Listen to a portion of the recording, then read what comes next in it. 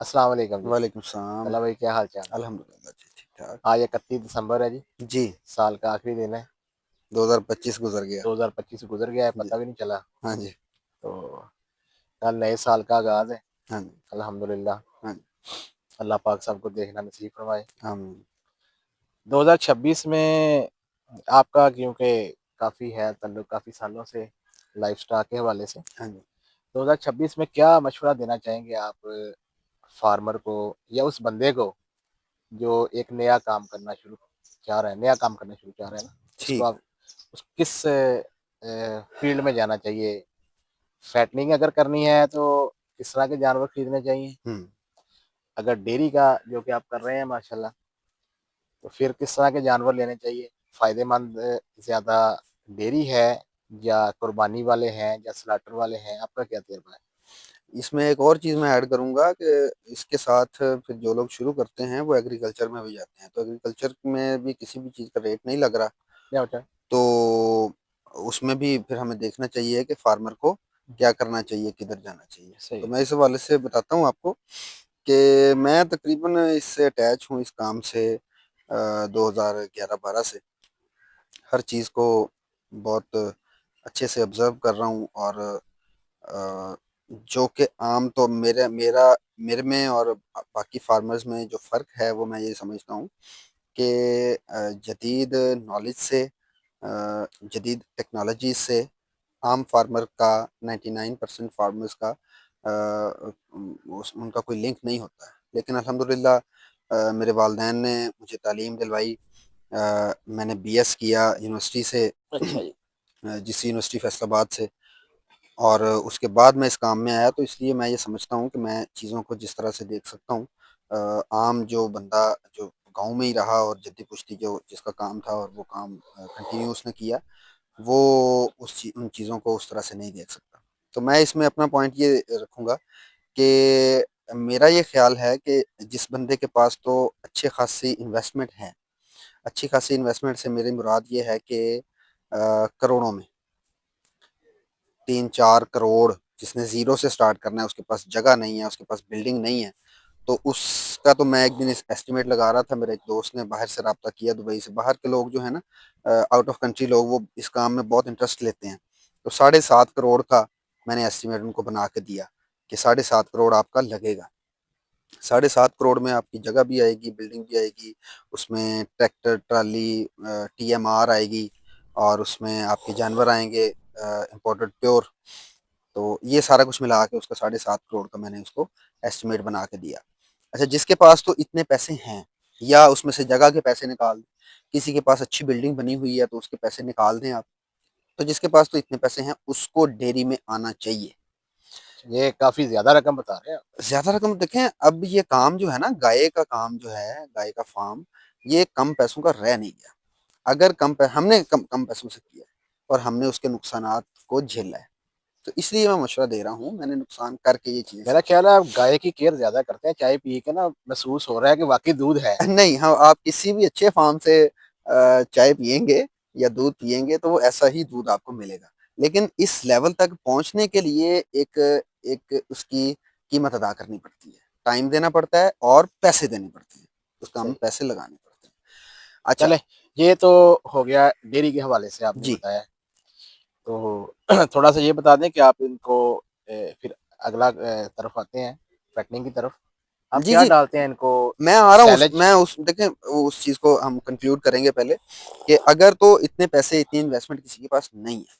अच्छा, इसमें एक चीज़ और मैं ऐड करूँगा डेयरी में, काउज़ में, कि ऊपर रहना, ड्यूटी देना मालिक की, वो बहुत ज़रूरी है।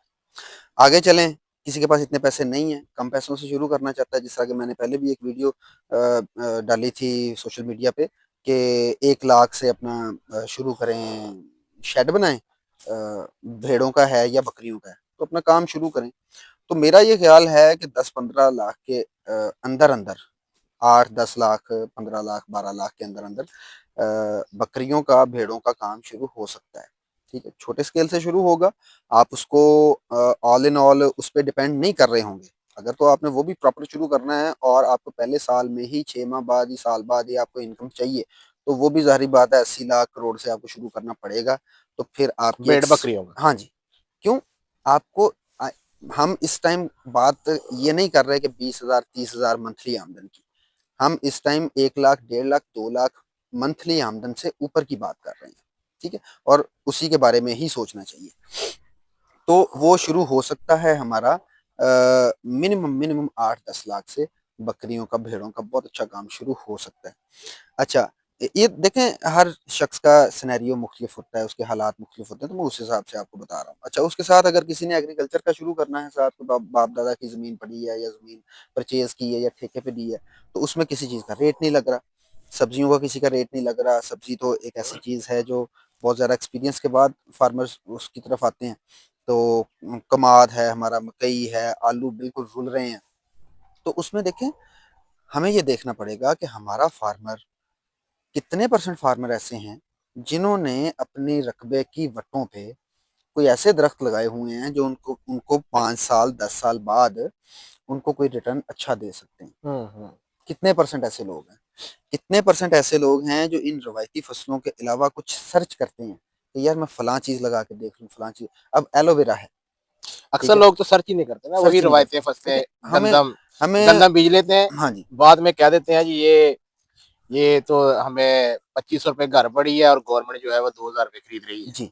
अब लेकिन अगले उसमें साल फिर वो गंदम लगा फिर देते वो हैं। गंदम हाँ, लगाते हैं। अगले हम शायद नाउमीद हो चुके हैं गवर्नमेंट की पॉलिसी से, हालात से नाउमीद हो गए हैं, इसलिए हम सोचते ही नहीं है। लेकिन सोचना, कोशिश करना जो है ना, वो अल्लाह ताला ने कहा कि कोशिश करने के बाद अल्लाह ताला रिवॉर्ड हम्म, देगा ना। वो मैं बात अक्सर करता हूँ कि अल्लाह ताला जो है वो किसी के रिश्तेदार नहीं है, बिल्कुल। ठीक है, वो जो बंदा मेहनत करेगा उसको रिवॉर्ड देंगे, ठीक है।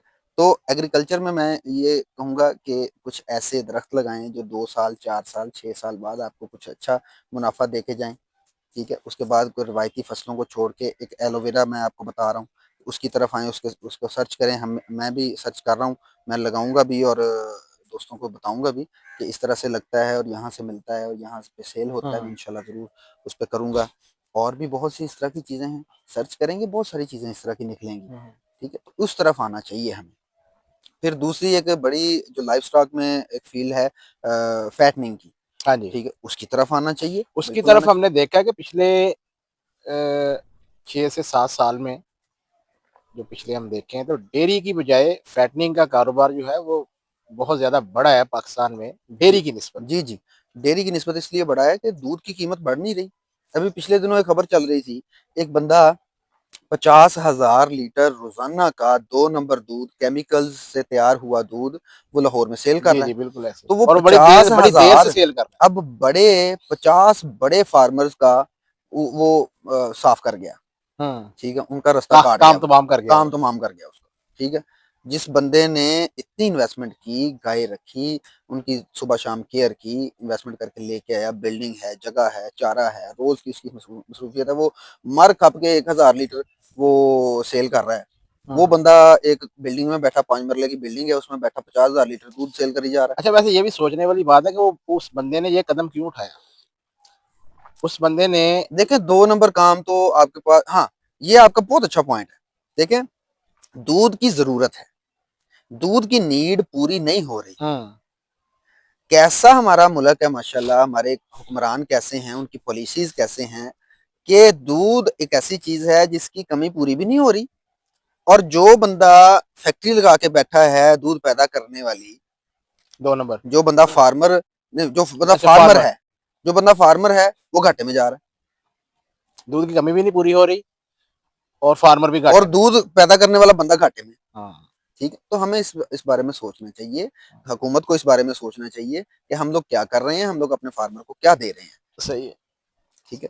अच्छा, इसमें फैटनिंग वाला जो मामला है वो इस तरह से है कि आप बकरे, 2026 में मैं ये मशवरा दूंगा कि जो बंदा बकरियों का फार्म बनाना चाह रहा है वो साथ लाजमी बकरे भी डाले, ठीक है, 40 50 30, और इसी रेशो से वो बकरियां भी लेके आए।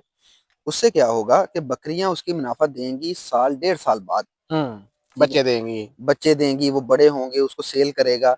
लेकिन बकरे जो वो लेके आएगा, परचेज करेगा ईद के लिए, वो उसे इसी साल में सपोर्ट कर देंगे। अब बिल्कुल। वो पैसों की, उस मुनाफे की उसको जरूरत हो वो खर्च कर ले अपने घर पे, उसको जरूरत ना हो उसी मुनाफे की वो बकरियां ले आए। सही है। तो मैं ये 2026 में ये दोस्तों को मशवरा दूंगा। और जो डेयरी फार्म शुरू करना चाह रहा है उसका मैंने बताया कि कितनी इन्वेस्टमेंट चाहिए। बहुत हैवी इन्वेस्टमेंट जी, और हैवी रिस्क भी है। रिस्क भी है। रिस्क है रिस्क कि रेट देखिए लगेगा। वहां पे आपका एक जानवर एक्सपायर होता है, बकरी आपकी एक्सपायर होती है, आपके 70,000 का, लाख रुपए का खर्च, आपका नुकसान हुआ। यहाँ पे आपकी एक्सपायरी होती है तो आपका 10 लाख का 12 लाख का नुकसान हुआ। हाँ हाँ हाँ, सही। चलें, ठीक है जी, बहुत शुक्रिया जी। शुक्रिया।